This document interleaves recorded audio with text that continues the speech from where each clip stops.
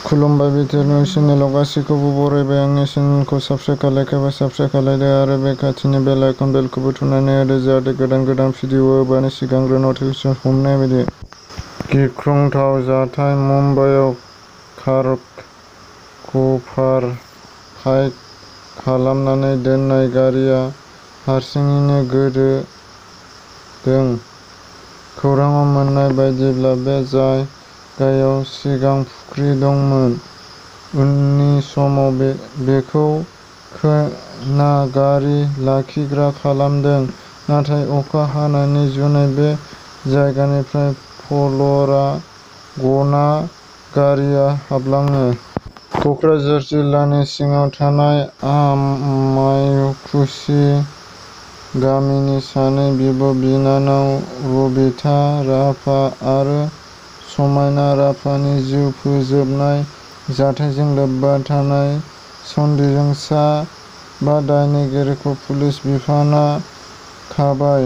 खाजानाय दायनिगिरिफोरा फारियै हानिफ शेख, 20 बोसोर बैसो, जहानुर इस्लाम, 23 बोसोर बैसो, शंकरदेब बर्मन, 27 बोसोर बैसो, महनदास आहमद आली, 26 बोसोरनि आरो मुजन शेख, 20 बोसोर होननानै सिनायनाय जादों। जाथायनि बागै जाहोन एबा फाइनाल रिपर्टखौ मोनथ'नाय जायाखै।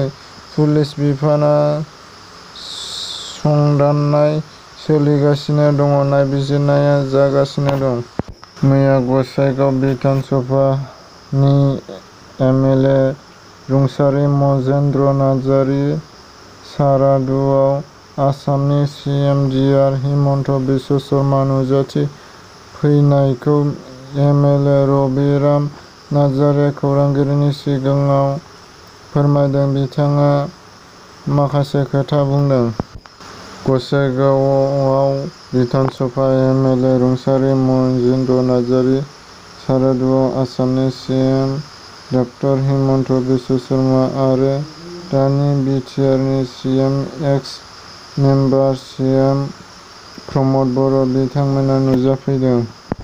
क'क्राझार जिल्ला असम-इन-आखथि गामि मैया सानै बिब'-बिनानाव गोदोनायाव देवलों लागायनानै जिउ फोजोबनानै लानायखौ आसामनि गिबि मन्थ्रि हिमन्त बिश्व शर्माया दुखुथिया न'खर फैनानै खौरांगिरिनि सिगाङाव फोरमायदि सानै ट्राइबेल हिनजावसाया थैनायखौ एसेबो गोरलै लानो हाया, बेनि सायाव गोख्रों राहा लानाय जागोन होननानै फोरमायो।